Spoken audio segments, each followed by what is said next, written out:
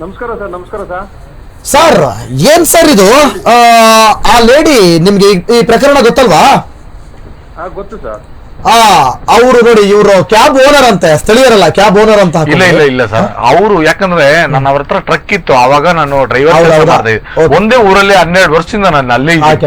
Sebastian ಅವರೇ, ಲೀಲಾವತಿ ಅವರು ಮಾತನಾಡೋದನ್ನ ನೀವು ನೋಡಿದೀರಿ ಅನ್ಸುತ್ತೆ, 7 ನಿಮಿಷದ ವಿಡಿಯೋ. ಅದರಲ್ಲಿ ನಿಮ್ ಬಗ್ಗೆ ಆರೋಪ ಮಾಡ್ತಾ ಇದ್ದಾರೆ, ನಿಮ್ಮನ್ನ ಚೂ ಬಿಟ್ಟಿದ್ದಾರೆ ಮಂಜುನಾಥ್ ಅವರು ಅಂತ. ನಿಜಾನ ಅದು?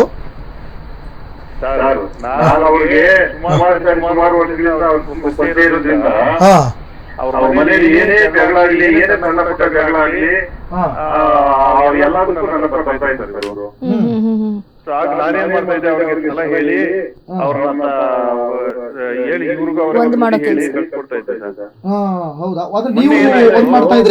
ಮೊನ್ನೆ ಕೂಡ ನಾನು ಅವ್ರಿಗೆ ಒಂದು ತಿಂಗಳ ಹಿಂದೆ ಕೌನ್ಸಿಲಿಂಗ್ ಮಾಡಿ ಕಳ್ಸಿಕೊಟ್ಟೆ ಸರ್.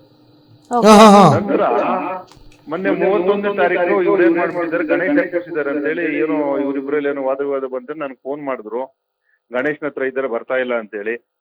ನಾನು ಆ ಹುಡ್ಗಿಗೆ ಫೋನ್ ಮಾಡಿ, ಬಾಮ ಮನೆಗೆ ಹೋಗ್ಬಿಡಮ್ಮ, ಯಾಕಮ್ಮ ಅಲ್ಲಿದ್ಯಾ, ಅವನೇನು ಬರ್ತಾ ಇಲ್ಲ ಅಂತ ಹೇಳ್ತಾ ಇದ್ದಾನಲ್ಲ ಅಂತ ಕೇಳಿದ್ರೆ, ಇಲ್ಲ ಓಲಗದವ್ರು ಬರ್ಲಿ, ಮೇಳದವ್ರು, ಆಮೇಲೆ ನಾನು ಹೋಗ್ತೀನಿ ಅಂತ ಹೇಳಿದ್ಲ ಹುಡ್ಗಿ. ಆಮೇಲೆ ಸಾಯಂಕಾಲ ಮನೆಗೆ ಹೋದ್ಮೇಲೆ ಏನ್ ಜಗಳ ಮಾಡ್ಕೊಂಡ್ರು ಗೊತ್ತಿಲ್ಲ, ನನ್ ಫೋನ್ ಮಾಡಿದ್ರು. ನಂತರ ಮಾರನೇ ದಿವಸ ಸ್ಟೇಷನ್ಗೆ ಹೋಗ್ಬೇಕಾಯ್ತು. ಇವ್ರಿಬ್ರು ಏನ್ ಜಗಳ ಮಾಡ್ಕೊಂಡು ಹೋಗ್ಬಿಟ್ಟಿದ್ದಾರೆ ಅಂತ ಹೇಳಿದ್ರು, ಕರೆದ್ರು ಬರ್ತಾ ಇಲ್ಲ ಅಂತ ಹೇಳಿದ್ರು. ಸ್ಟೇಷನ್ಗೆ ಹೋದ್ವಿ. ಸ್ಟೇಷನ್ ಅಲ್ಲಿ ಆ ಹುಡುಗಿ, ನಾನ್ ಬಿಲ್ಕುಲ್ ಮಂಜುನಾಥ್ ಜೊತೆ ನಾನು ಇರೋದಿಲ್ಲ, ನಾನು ಹೋಗ್ತೀನಿ ಅಂತ ಸಾಹೇಬ್ರ ಮುಂದೆನೆ ಹೇಳಿದ್ರು ಸರ್. ಸೊ ಆಮೇಲೆ ನಾನು ಎಷ್ಟೋ ಕನ್ವಿನ್ಸ್ ಮಾಡಿದೆ, ಸಣ್ಣ ಮಕ್ಕಳನ್ನ ನೋಡಮ್ಮ, ನೀವು 11 ವರ್ಷ ಆಗಿದೆ ಮದುವೆ ಆಗಿ, ನೀವು ಈ ನಿರ್ಧಾರ ತಗೊಳ್ಳೋದು ತಪ್ಪಲ್ವಾ ಅಂತ ಹೇಳಿ ನೋಡಿದ್ರೆ ಅವ್ರಿಗೆ ಕೇಳಲೇ ಇಲ್ಲ ಸರ್. ನಂತರ ನಾವು ಆ ಸಾಹೇಬ್ರು ಏನ್ ಹೇಳಿದ್ರು ಅದಕ್ಕೆ ತಕ್ಕಂಗೆ ನಾವು ಇವ್ರಿಬ್ರದೂನು ಆಯ್ತು ಅಂತ ಒಂದು ಮುಚ್ಚಳಿಕೆ ಬರ್ಸ್ಕೊಂಡು ಕಳ್ಸ್ಕೊಟ್ಟು ಬಂದಿದ್ದೆ ಸರ್. ಅಷ್ಟೇ ಗೊತ್ತು ನನ್ಗೆ ಸರ್. ನಂತರ ಮೀಡಿಯಾ ಕೊಡೋದಾಗ್ಲಿ ಅದು ವಿಚಾರ ನನ್ಗೆ ಏನು ಗೊತ್ತಿಲ್ಲ ಸರ್.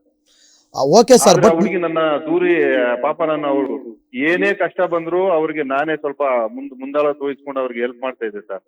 ಒಂದ್ಸರಿ ಸೂಸೈಡ್ ಅಟೆಂಪ್ಟ್ ಕೂಡ ಮಾಡಕ್ ಹೋಗಿತ್ತು, ಅವಾಗೂ ಕೂಡ ನಾನೇ ಕುಣಿಕೆಯಿಂದ ಇಳಿಸಿ ಆ ಹುಡುಗಿನ ಆಸ್ಪತ್ರೆ ಕೂಡ ಎತ್ಕೊಂಡು ಹೋಗಿ.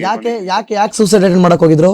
ನನ್ನ ಮೇಲೆ ಯಾಕೆ ಅಲಿಗೇಷನ್ ಮಾಡಿದವಳು ಗೊತ್ತಿಲ್ಲ, ಆವೇಶದಲ್ಲಿ ಅಥವಾ ಏನಾದ್ರು ಹೇಳ್ಕೊಟ್ಟು ಯಾರಾದ್ರೂ ಹೇಳ್ಕೊಟ್ಟು ಹೇಳಿ ಅಡ್ವೊಕೇಟ್ ಆಗಿರೋದ್ರಿಂದ ಅದನ್ನ ಫೇಸ್ ಮಾಡ್ಬೇಕಾಗುತ್ತೆ. ಸೆಬಾಸ್ಟಿನ್ ಅವರೇ, ನನ್ನ ಮಾತು ಕೇಳಿಸ್ತಾ ಇದೆಯಾ ನಿಮ್ಗೆ? ಯಾಕೆ ಸೂಸೈಡ್ ಅಟೆಂಪ್ಟ್ ಮಾಡಕ್ ಹೋಗಿದ್ರು ಅವ್ರು ಹಿಂದೆ? ಗೊತ್ತಿಲ್ಲ. ಈಗ ಅದು ಯಾವಾಗಂದ್ರೆ ಸುಮಾರು ಒಂದು 7-8 ವರ್ಷ ಆಗಿರ್ಬೇಕು ಸರ್. 7-8 ವರ್ಷ ಆಯ್ತು.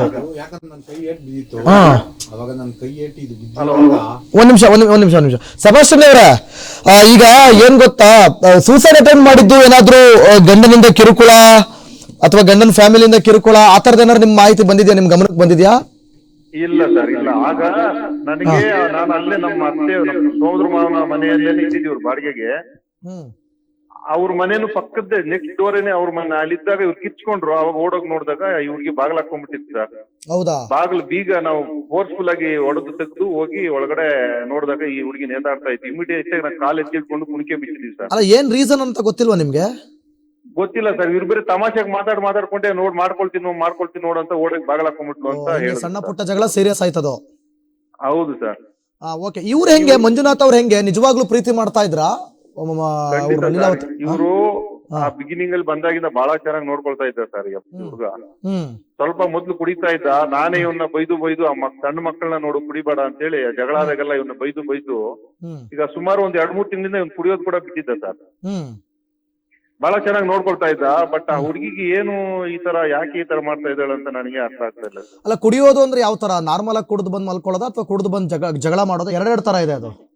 ಇಲ್ಲ ಸರ್, ಇವರು ಕ್ಯಾಬ್ ಹೋಗಿ ಬಂದು ಕುಡಿದು ಬರ್ತಾನೆ ಅಂತ ಹೇಳ್ತಾ ಇತ್ತ ಹುಡುಗಿ. ಏನೇ ಇದ್ರು ನನಗೆ ಫೋನ್ ಮಾಡ್ತಾ ಇದ್ರು ಸರ್, ಗಂಡ ಹೆಂಡತಿ ಇಬ್ರು. ಏನೇ ಜಗಳ ಮಾಡ್ಕೊಂಡ್ರು ನನಗೆ ಫೋನ್ ಮಾಡೋದು ಇವರು.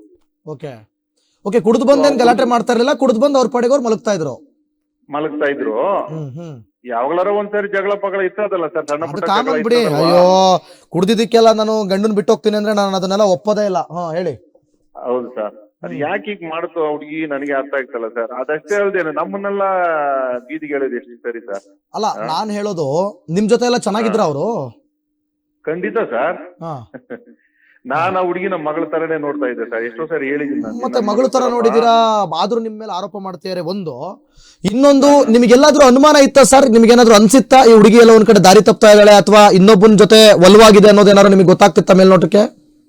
ಖಂಡಿತ ಇಲ್ಲ ಸರ್. ಇವ್ರಿಬ್ರು ಜಗಳ ಮಾಡಿದಾಗ ಹೇಳ್ತಾ ಇದ್ಲು, ಇವಳು 2-3 ಸಿಮ್ ಇಟ್ಕೊಂಡಿದ್ದಾಳಣ್ಣ ನೋಡೋಣ ಅಂತ ಹೇಳ್ತಾ ಇದ್ದ ಇವನು. ನಾನ್ ಕೇಳಿದಾಗ ಆ ಹುಡುಗಿ ಇಲ್ವೇ ಇಲ್ಲಣ್ಣ, ನಾನ್ ನಿನ್ ಮುಂದೆ ನಾನು ಸುಳ್ಳು ಹೇಳ್ತೀನಿ ಅಂತ ಹೇಳಿ ನಾನ್ ಪರ್ಸನಲ್ ಆಗಿ ನಾನು ಕೌನ್ಸಿಲಿಂಗ್ ಮಾಡಿದಾಗ್ಲೂ ಆ ಹುಡುಗಿ ಇಲ್ವೇ ಇಲ್ಲ ಅಂತ ಹೇಳ್ತು ಸರ್.